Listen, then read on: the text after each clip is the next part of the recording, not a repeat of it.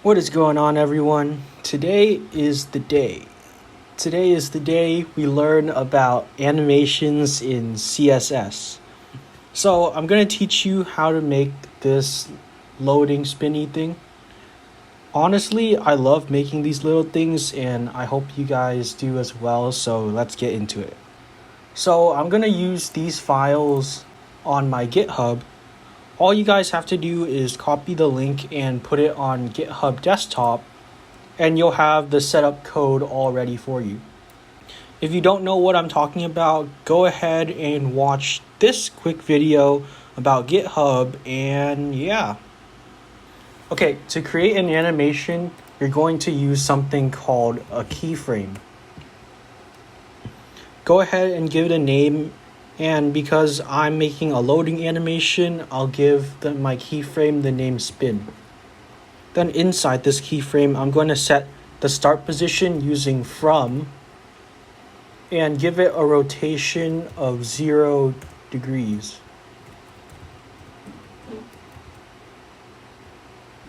After that, I'm going to set the final position using 2 and give this the rotation of 360 degrees to make a full circle. And now we're almost done. I'm going to create a class selector called spin normal, and then inside this class selector I'll make an animation property using the spin keyframe and make it 1 second long with an infinite loop. Then in my HTML, I'm going to add a class for my spinning image called spin normal, which I made in my CSS code. And look at that. There you go, guys. Everything works perfectly. And it looks amazing right now.